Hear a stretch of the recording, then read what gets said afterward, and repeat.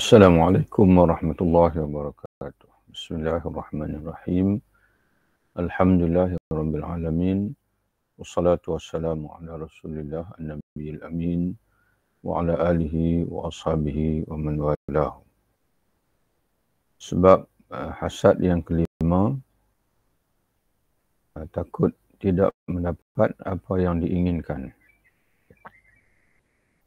Tuan-tuan dan puan-puan yang dirahmati oleh Allah Subhanahu wa taala, kita masih lagi dalam tajuk berkait dengan hasad, secara khususnya asbabul hasad, sebab-sebab yang ataupun faktor-faktor timbulnya hasad dalam diri seorang manusia. Sebab yang kelima, kata pengarang kitab kita, Al-Alamah Al-Syekh Sa'id Hawa rahimahullah, fima naqala an Al-Imam Abi Hamid Al-Ghazali. Kata dia, sebab yang kelima, takut tidak mendapatkan apa yang diinginkan, iaitu cita-cita. Dia timbulnya hasad kerana dia bimbang, takut tidak tercapai cita-cita dirinya. Ini berkaitan dengan orang-orang yang merebutkan satu tujuan. Masing-masing orang mendengki pesaingnya dalam mendapatkan nikmat yang akan membantunya untuk memperolehi tujuannya. Jadi satu tujuan tapi ingin direbut oleh ramai orang. Maka timbullah persaingan, dan persaingan itu ada kalanya membawa kepada saling dengki-mendengki di antara satu sama lain. Dari jenis inilah kedengkian para wanita yang dimadu dalam memperebutkan tujuan-tujuan kehidupan suami isteri.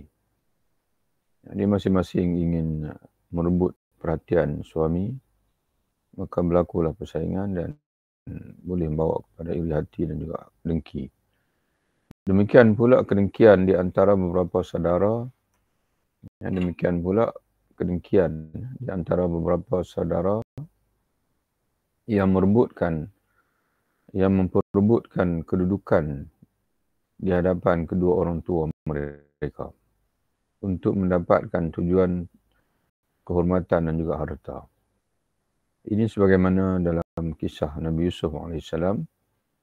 Jadi bagaimana persaingan untuk mendapatkan perhatian ayah, iaitulah Nabi Yaqub AS, menyebabkan saudara-saudara Nabi Yusuf mereka mengadakan satu konspirasi, satu perkatan untuk mengusir Nabi Yusuf daripada rumah. Itulah besarnya kesan hasad, sehingga kan manusia ini boleh melupai ikatan persaudaraan dengan sebab persaingan untuk membolot kasih sayang ayah ataupun ibu, persaingan untuk membolot harta kekayaan ayah, ibu dan sebagainya.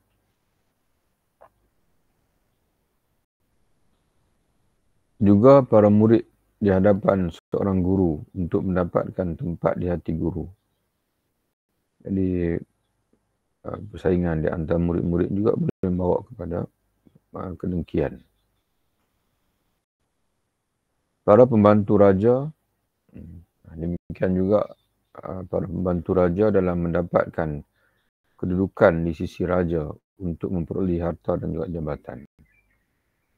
Ini dalam situasi ini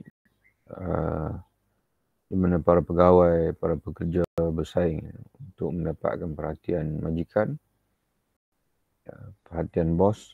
Jadi maka itu juga boleh menjadi faktor kedengkian. Para membaligh yang memperebutkan penduduk satu kampung. Jadi pendakwah kadang-kadang berlaku juga di kalangan asatizah dan berebut anak-anak murid. Jadi berlakulah persaingan di antara guru dengan guru, atau persaingan. Kadang-kadang berlaku juga persaingan di antara murid sesama murid. Mana murid seorang guru dengan murid seorang guru berlaku persaingan. Lalu kadang-kadang terbawa-bawa sehingga sampai kepada saling cerca-mencerca di antara satu sama lain. Itu juga menjadi faktor ataupun lahir daripada kedengkian. Para ulama yang memperebutkan sekelompok orang yang ingin belajar kerana setiap orang ingin mendapatkan kedudukan di hati mereka. Sebab itu kadang-kadang kita perhatikan ada orang alim yang berkata kepada anak muridnya, kamu tak usahlah belajar daripada dia itu sebenarnya tidaklah alim. Kau belajar dengan aku saja. Itu semua lahir daripada jiwa hasad, jiwa kedengkian. Kemudian masuk sebab yang keenam. Sebab timbulnya kedengkian, hasad yang keenam, kata pengarang kitab kita, cinta kepemimpinan dan mencari kedudukan untuk dirinya tanpa mencapai satu tujuan. Mana bagi dia tujuan tak penting. Tak penting. Dia tak ada tujuan pun. Tapi sememangnya dia ini cinta kepada riasah. Dicintakan kepada kedudukan, kepimpinan. Memang dia sonok menjadi pemimpin. Dan dia tidak ada matlamat pun ingin mencapai. Dia tidak ingin mencapai kekayaan, tidak ingin mencapai apa-apalah, dia tidak ada. Tapi yang pentingnya dia jadi pemimpin. Dan dia ada kedudukan, disanjung oleh orang lain. Hal ini seperti orang yang ingin menjadi orang yang tak tertandingi dalam satu bidang seni atau ilmu. Jadi maknanya keinginan dia hanyalah dia nak jadi orang yang dalam ungkapan Arabnya disebut adim nazir. Adim mana ketiadaan tandingan. Mana dia ni unggul. Tidak ada tandingan. Dia nak orang melihat dia, mengiktiraf dia saja. Hal ini seperti orang yang ingin menjadi orang yang tak tertandingi dalam satu bidang seni atau ilmu. Apabila ia dikuasai oleh cinta sanjungan dan tersemangati oleh kegembiraan terhadap hal yang mendatangkan sanjungan, bahawa dirinya merupakan sesuatunya yang ahli dalam bidang seni, dalam bidang teknologi, dalam bidang ilmu tersebut sepanjang zaman tak tertandingi. Itu yang dia nak. Maka timbul bila ada orang lain yang dirasakan menyainginya, maka orang itu akan dihasadkan. Akan timbul kedengkian dalam hatinya terhadap orang tersebut. Jika mendengar adanya pesaing di dunia,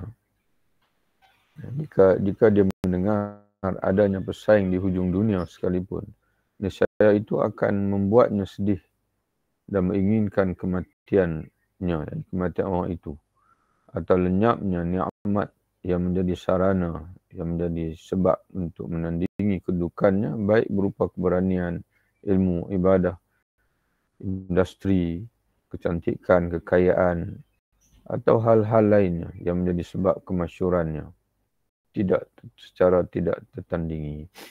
Jadi maknanya kalau orang itu duduk di kutub utara sekalipun, orang itu pun tak akan terlepas menjadi mangsa hasad dia. Kerana dia tidak boleh melihat, tidak boleh mendengar ada di sana orang yang sebanding dengan dia. Padahal kita sedia maklum, tuan-tuan sekalian, bahasanya Allah menjadikan makhluk ini secara berpasangan. Ada bandingan, ada contoh, ada yang sepertinya. Yang tidak ada sepertinya ini adalah Tuhan saja.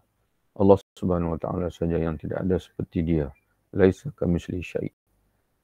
Dan tiada yang seumpama, semisal, seperti, tidak ada yang semisal ataupun tidak ada yang sepertinya syai'un sesuatu pun, iaitu Tuhan. Allah Subhanahu Wa Taala. Yang lain itu kalau kita pandai satu bidang, akan ada orang lain yang pandai, bahkan mungkin lebih pandai lagi, standing dengan kita. Tapi orang yang mendengki ini itulah menjadi sifat dia. Penyebab hal ini bukan pemusuhan atau kesombongan terhadap orang yang didengki. Jadi penyebab faktor yang keenam ni bukan masalah dia sombong, masalah dia bermusuh dengan orang itu, tidak. Tapi dia memang dia tak ingin melihat, tak sonok, tak gembira dia apabila ada orang yang ingin menandingi dia atau bersaing dengan dia.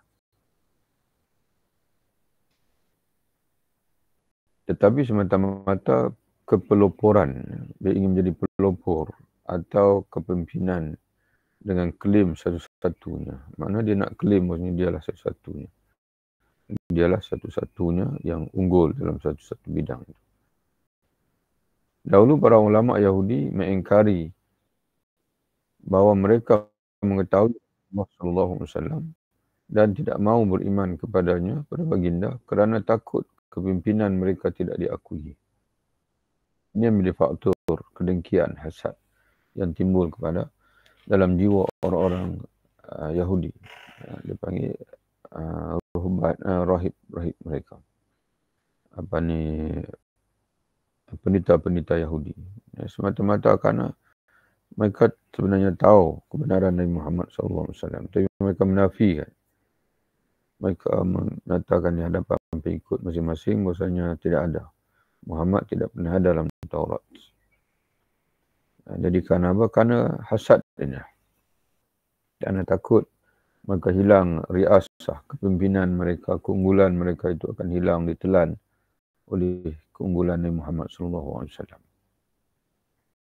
Pemikiran mereka berbeza dengan generasi mereka yang terdahulu. Sebahagian daripada generasi mereka yang terdahulu. Contohnya Luqmanul Hakim.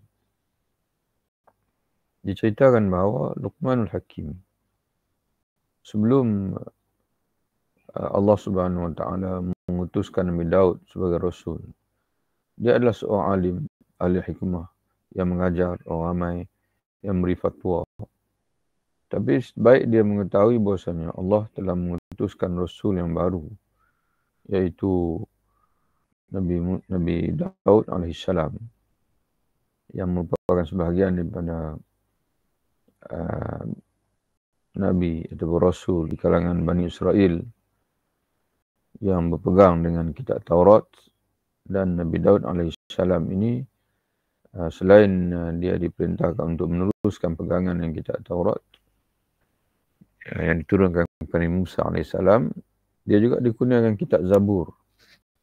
Sebab itu Az-Zabur, dalam Zabur ni tidak ada hukum hakam. Dalam Zabur ada al-wa'zu wa zikr, peringatan dan juga zikir-zikir. Tidak ada al-hakam, tidak ada. Kerana Nabi Daud alaihissalam tidak diperintahkan untuk memansuhkan Taurat. Sebaliknya dia diperintahkan untuk meneruskan kitab Taurat di samping dikurniakan kitab yang baru. Hanya Al-Quran saja yang memansuhkan semua kitab-kitab yang terdahulu. Sebab yang ketujuh dan terakhir, timbulnya hasad, iaitu buruknya jiwa dan kekikirannya, kebakhilan jiwa untuk berbuat baik kepada hamba-hamba Allah. Mana khubsun nafs wa syuhuha bil khair li ibadillah. Mana dia sememangnya memiliki jiwa yang tidak elok, dan juga seorang yang kikir, yang bakhil. Fa inna hunaka man la yashtaghil bi ri'asatin wa takabburin wala talabi malin. Ada orang, kata dia, yang tidak memburu kepimpinan, tidak sombong dan tidak pula berambisi, mana bergairah untuk mendapatkan harta. Abang menyebut mana dia tidak nak itu semua. Tetapi apabila ada salah seorang hamba Allah yang disebutkan kebaikannya di hadapannya, dia berasa keberatan mendengarnya. Apabila disebutkan tentang kekacauan, kekecewaan dan ketidakbaikan orang, ia gembira. Maknanya Dia tak nak jawatan, dia tak nak apa-apa semua, harta dan sebagainya. Tapi dia seorang saja yang bahagia. Dia seorang saja yang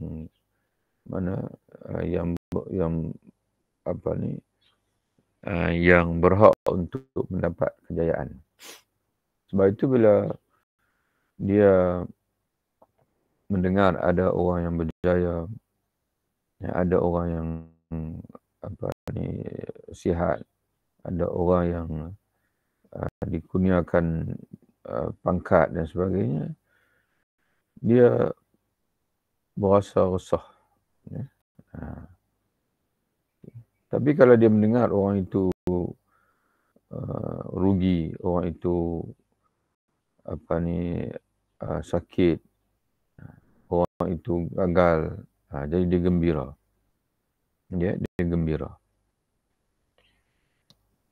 Ataupun disebut kekacauan, kekecewaan, ketidakbaikan orang, dia gembira. Ia selalu menginginkan kemunduran orang lain dan kikir, bakhil untuk memberikan nikmat Allah kepada para hamba-Nya. Seolah-olah mereka mengambil hal itu dari kerajaan dan simpanannya. Jadi dia benci bila melihat orang gembira, orang berjaya. Seolah-olah orang gembira, berjaya itu dengan mengambil sesuatu daripada dia. Padahal orang tak ambil apa-apa pun daripada dia. Tapi oleh kerana timbulnya itu kerana jiwa dia itu jiwa yang tidak elok. Dan jiwa yang tidak elok. Dikatakan orang bakhil, ini dalam bahasa Arab yang disebut beza di antara bakhil wa syuh. Sebab dalam Quran sendiri pun dia ada dua istilah itu. Al-bukhlu wa syuh. Sebagai ulama menyatakan bahawa asyuh itu lebih berat daripada bakhil. Tapi di sini dikatakan ada orang yang ada ulama pandangan dalam bezakan di antara al-bukhlu wa syuh, al-bakhil wa syahih. Orang yang bakhil adalah orang yang kikir dengan hartanya sendiri. Itu mana al-bakhil. Maknanya harta dia bila-bila masa pun jangan mimpilah orang nak rasa harta dia. Sedangkan orang pedit, terjemah pada asyahih, asyuh, adalah orang yang bakhil dengan harta orang lain. Maknanya sehingga akan dia melihat orang lain kaya. Dengan harta dia sendiri pun dia rasa sakit hati. Itu dia maksud bakhil dengan harta orang lain. Yang pentingnya orang lain ini rugi. Maknanya padahal tidak ada kaitan langsung dengan dia. Ia bakhil dengan nikmat Allah kepada hamba-Nya. Yang antara mereka dan dirinya tidak ada permusuhan atau sebarang ikatan pun. Sedangkan mereka itu mendapat kekayaan daripada Allah. Itu pun dia tak puas hati juga. Yang dia nak ialah orang itu rugi, orang itu binasa, orang itu jatuh dan sebagainya. Penyebab hal ini tidak ada lain kecuali keburukan jiwa dan karakter. Mana jiwa dan karakter ini memang tak elok, buruk. Dan kita manusia ni, penampilan luaran ni sebenarnya datang daripada dalam, daripada jiwa, daripada hati. Jadi kalau hati itu memang tak elok, memang bila-bila masa pun sukarlah kita nak jadi orang yang elok. Dan penyembuhnya sangat berat. Jadi bagi inilah sebab yang ketujuh inilah yang paling berat untuk disembuhkan. Itulah sebab-sebab kedengkian. Kadang-kadang sebahagian sebab ini, sebahagian besar dan semuanya berhimpun pada satu orang. Lalu kedengkiannya menjadi sangat besar dan kuat sehingga tidak mampu lagi disembunyikan. Bahkan menghancurkan tabir, mujamalah, basa-basi. Mana dia tak segan sidu lagi dah. Tidak ada mujamalah lagi dah. Memang dia akan terzahir secara nyata, semua orang tahu bahawasanya dia ni memang pendengki. Apabila semua 7 faktor terhimpun pada seseorang itu, maka dengki itu menjadi sifat dia yang sebati, yang tidak ada mujamalah, mana tidak ada lagi sembunyi lagi, terang-terang. Dia bersembang pun maknanya memang orang tahu kata dia ni seorang yang penghasad dan pendengki. Dan menampakkan pemusuhan secara terang-terangan dengan orang lain. Jadi macam hari inilah kita parti Israel, Amerika, terang-terang. Memang mereka benci sungguh-sungguh. Mereka dengki sungguh-sungguh dengan orang Palestin. Tapi masalahnya orang Arab, orang Islam pula, kalaulah Amerika dan Israel ini sebati dengan sifat hasad, sifat dengki. Orang Islam pula sebati dengan sifat al-jubn, penakut, pengecut. Jadi dua-dua sifat ini tidak akan bawa pada kejayaan. Jadi kita faham, kita tahu bahasanya orang adil, sebagaimana pernah disebut oleh beberapa tokoh Islam, adanya Syed Qutb dan sebagainya. Orang yang adil walaupun batil lebih mampu bertahan daripada orang zalim walaupun dia menganut agama yang benar, Islam. Ya, orang zalim, orang Islam yang zalim tidak akan dapat bertahan. Kezaliman tidak mampu bertahan. Tapi keadilan ini lebih lama untuk bertahan. Walaupun kalau jika dia adil, walaupun dia akidahnya dia kafir, tapi dia adil, dia lebih mampu bertahan. Jadi keadilan itu. Jadi siapa-siapa yang melakukan kezaliman, pasti dia akan jatuh. Pasti dia akan jatuh tersungkur. Dan Allah tidak akan membiarkan hamba-hambanya berterusan dalam kezaliman. Sebab itu Fir'aun jatuh, Namrud jatuh. Semua yang zalim jatuh. Tapi akan jatuh kan Allah tidak akan. Allah sentiasa mengajar yang betul kepada hamba-hambanya. Tidak pernah orang yang penakut yang diberi anugerah, diberi kehebatan oleh Allah untuk menjatuhkan manusia yang zalim. Manusia yang zalim ni Allah akan munculkan orang yang taat, orang yang berani, orang yang berjihad untuk memberi pengajaran kepada hamba-hamba Allah yang zalim. Jadi untuk hari ini sekadar itu, insyaAllah kita berjumpa lagi. Mungkin kita dalam masa 2 minggu anda akan mengerjakan umrah 13 hingga 25. Kita tengoklah kalau ada kesempatan untuk kita meneruskan pembacaan kita ini, kita akan teruskan. Tapi kalau tidak ada kesempatan, kita sambunglah selepas 25 bulan insyaAllah. Wabillahi taufiq. Assalamualaikum warahmatullahi wabarakatuh. Terima kasih Ustaz. Allah. Ya. Jazakallah khair Ustaz.